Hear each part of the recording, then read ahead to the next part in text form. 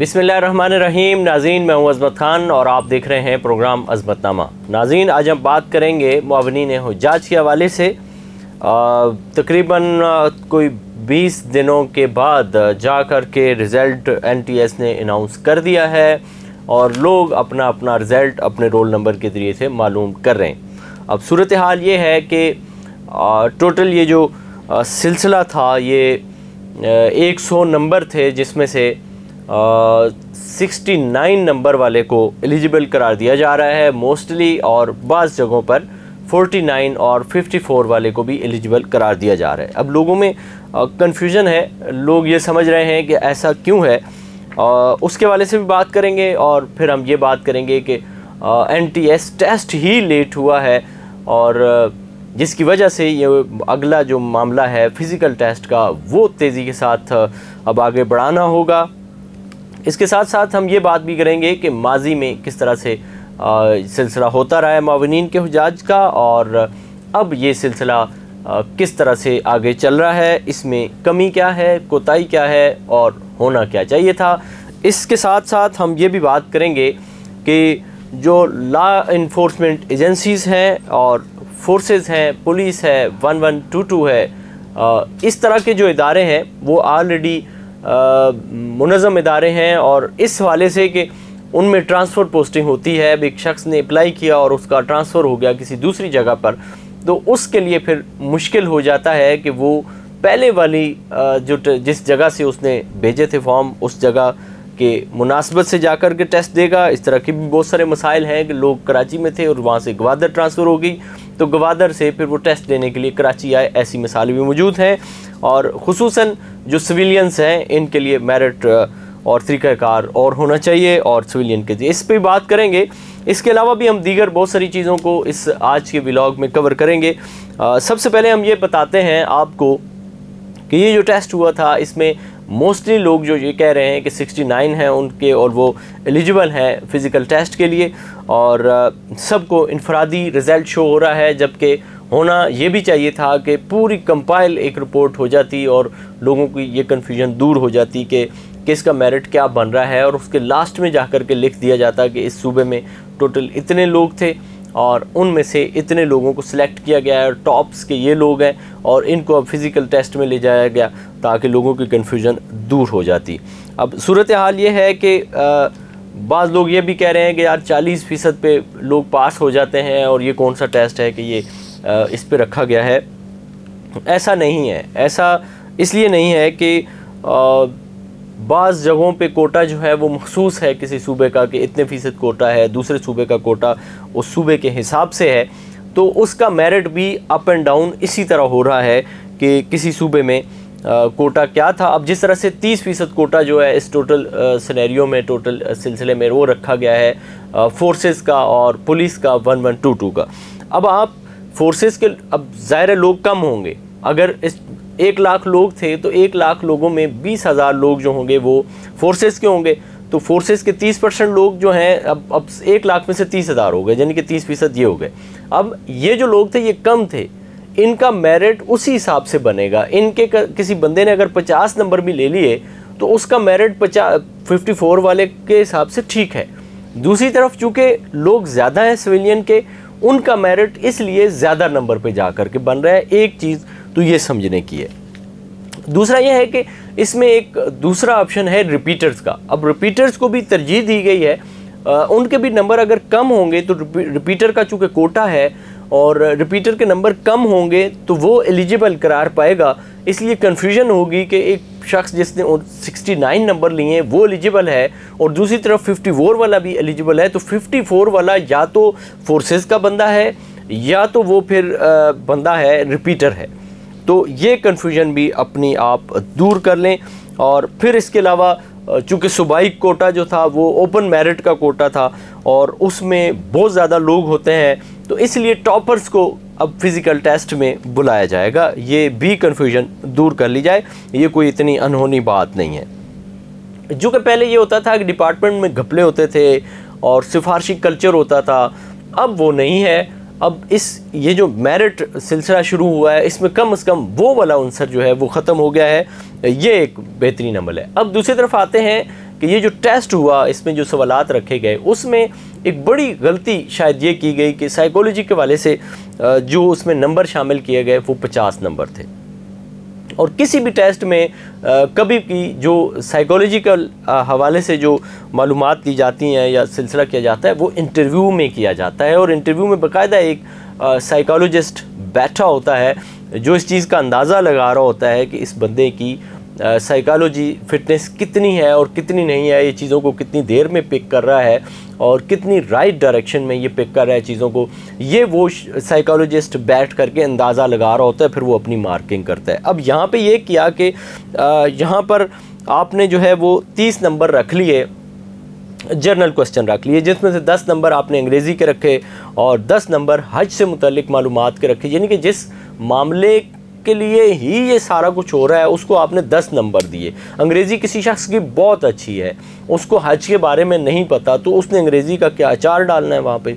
अगर किसी शख्स की फ़िटनेस बहुत अच्छी है, बहुत ज़बरदस्त, कम वक्त में बहुत ज़्यादा दौड़ लिया है, अब आप मुझे बताएं कि उसको हज की मालूमात नहीं है, तो आपने तो 10 नंबर उसको दिए हैं, तो ये भी गलत है। और फिर 10 नंबर जो हैं वो आपने कंप्यूटर की मालूमात के दिए। कंप्यूटर की मालूमात क्यों कर चाहिए आप मुझे ये बताएं कि जस्ट आपने एयरपोर्ट पे लॉगिन करना है, चीज़ें करनी है, फिर आपने वहाँ तो कंप्यूटर की तो ज़रूरत ही नहीं है किसी चीज़ की, और 10 नंबर आपने उसके डाल दिए।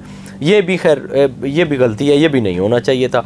इसके अलावा 50 नंबर आपने साइकोलॉजिकल मजमूई तौर पे रखे हैं, जिसमें से आपने 30 उसमें से मल्टीपल चॉइसेस के सवालात शामिल कर दिए थे और 20 आपने दूसरे लॉन्ग स्टोरी के वाले से लास्ट में नंबर रखे। और लॉन्ग स्टोरी के बारे में आपने नहीं बताया था चूँकि कि ये अंग्रेज़ी में करनी है या उर्दू में करनी है, तो उसमें दोनों को कंसीडर किया गया है। लेकिन मजमूई तौर पर साइकोलॉजिकल हवाले से जो 50 नंबर थे, ये ज़ाहिर है 12 लोगों को इसमें बड़ा डैमेज हुआ है। और रिज़ल्ट लेट होने की जो वजह है NTS के लोगों से जो हमारी बात हुई वो भी यही है कि साइकोलॉजिकल हवाले से जो टेस्ट था इसको कंप्यूटर के ज़रिए से नहीं चेक किया जा सकता था, इसकी मार्किंग कंप्यूटराइज्ड नहीं हो सकती, क्योंकि मुख्तलिफ़ लोगों ने मुख्तलिफ़ ख़यालात के तहत साइकोलॉजिकली जो जवाबात दिए हैं उनको चेक करना बहरहाल इनफरादी तौर पर ज़रूरी था, जिसकी वजह से ये थोड़ा सा मामला रिज़ल्ट का डिले हुआ है। अब जैसे कि स्क्रीनिंग टेस्ट होते हैं या CSS का टेस्ट होता है, तो उसमें बाकायदा से एक शख्स जो है वो साइकोलॉजिकली अलग से होता है, वो उसको चेक कर रहा होता है कि भाई ये बंदा किस हवाले से साइकोलॉजिकल कितने नंबर का मुस्तहक है, इसको दिए जाएं या नहीं दिए जाएं। तो एक बात हमने वो की थी कि फोर्सेस के हवाले से जो लोग होते हैं उनका ज़ाहिर मखसूस कोटा है, लेकिन बहुत सारे लोगों को मैं जानता हूँ जो पहले एबटाबाद में ड्यूटी कर रहे थे, जब उन्होंने अपने फॉर्म भेजे और जब वो वहाँ से उनकी एडमिट कार्ड आया और पता चला जी डाउनलोड किया कि आपका टेस्ट होना है, तो उस वक्त तैनाती उनकी गुजरावाला हो गई थी। इसी तरह से रावलपिंडी में कुछ दोस्त थे, उन्होंने जब वहाँ से फॉर्म भेजे और जब ये NTS का शेड्यूल आया तो मालूम हुआ कि वो तो किसी और सूबे में उनकी ट्रांसफ़र हो चुकी है, तो उनके लिए बड़ा फिर मसला हुआ और बड़े दूर से जा कर के लोगों ने टेस्ट दिए कराची का। और मैंने आपको बताया कि ये बलूचिस्तान का, कि वहाँ पे लोग गवादर में चले गए थे और फिर वहाँ से वापस आके उन्होंने टेस्ट यहाँ पर भी दिया है। ये ज़ाहिर है इस चीज़ को भी महल नज़र आइंदा के लिए ज़रूर रखना चाहिए। सिविलियंस के अलबत्ता टेस्ट हों और जो फोर्सेस के हैं उनके डिपार्टमेंट्स को दे दिया जाए कि जी आप अपने लोगों के टेस्ट इस क्राइटेरिया के तहत करके ख़ुद ही दे दें, तो ये तकरीबन आसानी हो सकती है। इसके साथ साथ साइकोलॉजिकली जो टेस्ट हुआ है उसकी ज़ाहिर मार्किंग का अमल थोड़ा पेचीदा होता है और उसमें ये सिलसिला इसलिए तख़ीर का शिकार हुआ है, ये भी हमने आपको बताया। अब चूँकि मामला बहुत शॉर्ट है, मिनिस्ट्री ने गलती और कर दी है। मिनिस्ट्री ने गलती ये की है कि 1 और 2 अप्रैल को उन्होंने कहा है जी कि आपके टेस्ट होंगे, फ़िज़िकल टेस्ट होंगे, और उन्होंने ये बिल्कुल नहीं बताया इसमें कि ये जो आपका 1 अप्रैल को और 2 अप्रैल को जो बाज़ जगहों पर छुट्टी भी होगी इस दिन, ये नहीं बताया कि फ़िज़िकल टेस्ट की सूरत हाल क्या होगी, उसका शेड्यूल क्या होगा, टाइमिंग क्या होगी। ये बहरहाल NTS को अनाउंस करना था, लेकिन वो अभी तक अनाउंस नहीं हुआ है। इसमें भी लोग अभी मुगालते में हैं कि 2 दिन रह गए हैं, ये कैसे होगा। और चूँकि ईद के फ़ौरन बाद जो मिनिस्ट्री ऑफ रिलीजियस अफेयर है उनके मुताबिक कि ईद के फ़ौरन बाद इन्होंने ये हज ऑपरेशन शुरू करना है और उसके लिए दफातर से निकल कर ये मामला हज कैंपस में चला जाएगा, हाजी कैंपों में ये मामला चला जाएगा, अफसरान वहाँ मुंतकिल हो जाएंगे और वहाँ पर बाकायदा फिर ट्रेनिंग का सिलसिला शुरू होगा पूरे मुल्क में। और अब ये भी बताया जा रहा है कि ये जो फ़िज़िकल टेस्ट है इसके लिए कोई इतनी ज़्यादा परेशानी की ज़रूरत नहीं है, ये कदरे बेहतर होगा और ये इस तरह से होगा कि सहरी के वक्त होगा।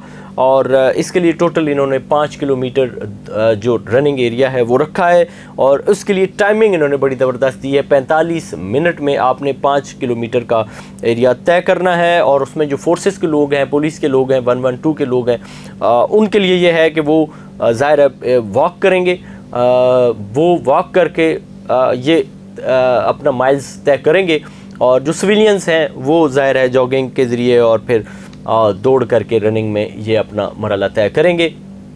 तो यूँ दोनों का ये मामला भी क्लियर हो जाएगा, चूँकि फोर्सेस के लोगों को अगर सिविलियंस के साथ दौड़ाया जाएगा तो वो लोग बहुत ही जल्दी में पहुंच जाएंगे और इसलिए उनके नंबर जल्दी में आएंगे, ज़्यादा आएंगे। अब सूरत हाल ये है कि फोर्सेस के अंदर ये होता है कि 5 किलोमीटर 6 किलोमीटर का फासला जो होता है वो आपने 30 मिनट के अंदर तय करना होता है।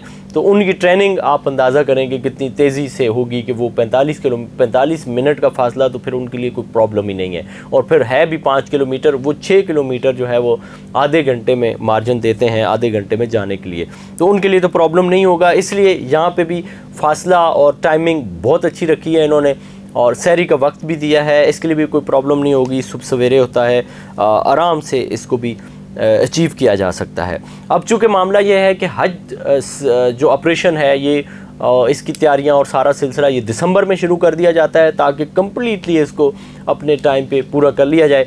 चूँकि ये इस दफ़ा निगरान सेटअप था और इसने इनिशिएटिव लेने में थोड़ा सी ताख़ीर कर दी है और इसलिए ये हज दिसंबर से ये सिलसिला शुरू नहीं हुआ, जिसकी वजह से अब तेज़ी के साथ अपने मामले को आगे लेकर के जाना होगा। दूसरा चीज़ ये है कि इसमें जो फ़ीसेस रखी गई हैं वो बहुत ज़्यादा रखी गई हैं। ये अरबों रुपए NTS ने इस तरह से वसूल कर लिए हैं और अब बहुत सारे लोग तो बिल्कुल ही निकल गए और बहुत सारी गलतियां जो हमने बताई हैं जिन पे आने वाले वक्त में NTS को भी और ख़ुद वज़ारत मज़हबी उमूर को भी देखना होगा, उनको अपनी चीज़ों को ठीक करना होगा। जो चीज़ें अप्रिशिएटेबल थी उनको हमने आपको बताया कि ये अच्छा इक़दाम था और जो इम्प्रूवमेंट की जानी है उसके बारे में भी हम इनको बता रहे हैं कि इन चीज़ों में इम्प्रूवमेंट करें, जिनमें ख़ास कर जो पेपर का डिज़ाइन है उसको ठीक करें और साइकोलॉजिकली हवाले से जो है उसको इंटरव्यू का हिस्सा बना दें। दौड़ के हवाले से जो है वो ज़ाहिर है अब इस दफ़ा रमज़ान है, नेक्स्ट बार ज़ाहिर है इसको उससे पहले करना चाहिए। फिर इसके साथ साथ हज के हवाले से सवालात को बढ़ाना चाहिए इसमें और फिर इसके अलावा जो है वो टाइमिंग का है कि ये बर वक्त शुरू किया जाना चाहिए। फोर्सेस के हवाले से भी हमने आपको बताया कि उसके हवाले से भी देखना चाहिए। ये बहुत सारी चीज़ें हैं जिन पर यकीनन NTS को भी सोचना होगा। फ़ीसों के हवाले से खुसूसन सोचना चाहिए कि एक सैलरी पर्सन शख्स जो है वो इतनी फ़ीसेस दे और इतना टाइम भी लगाए, फिर अगर वो रह जाए तो ये सारी चीज़ें ज़ाया होती हैं। और ये वो सारी चीज़ें हैं जो हमने ज़रूरी समझी कि आपके सामने रखें और जो लोग हज के लिए जाएं यकीनन वो ये सोचें कि उन्होंने हुज्जाज की खिदमत करनी है और अल्लाह ताला ने उनको मुंतखब किया है, उनको चुना है और किसी की दुआओं का समर भी हो सकता है। तो आपसे गुजारिश है कि आप हमें भी अपनी दुआओं में याद रखेंगे और जो लोग नहीं जा सके आपके साथ थे, उन्होंने कोशिश की, उनकी एक तड़प थी, उनकी एक तवक्को थी, उम्मीद थी, वो नहीं जा सके, उन लोगों के लिए भी आपने दुआएं करनी है। और वो कोई ऐसा नहीं है कि उनको कमतर समझना है या ऐसा समझना है कि वो आपसे ज़्यादा अहल नहीं थे। बस अल्लाह ताला की एक मर्ज़ी है कि कौन जाता है कौन नहीं जाता है। बहुत सारे लोग हम जानते हैं कि वो सऊदी अरब में कई बरस रह के आ जाते हैं, ना हज नसीब होता है ना उम्रा नसीब होता है। तो ये अपने नसीब की बात है, ये करम के फ़ैसले हैं। आप लोगों को, जिन लोगों को मुंतखब किया गया है, जो लोग मुंतखब हो गए हैं, उनको मुबारक हो। आपने दुआओं में हमें भी याद रखना है, जो साथी आपके रह गए इनको भी दुआओं में याद रखना है। आपका तजर्बा इस हवाले से क्या है ज़रूर बताना है ताकि नेक्स्ट किसी एपिसोड में उसको कवर किया जा सके। इसी के साथ अपने मेज़बान अज़मत खान को दीजिए इजाज़त। अल्लाह निगहबान।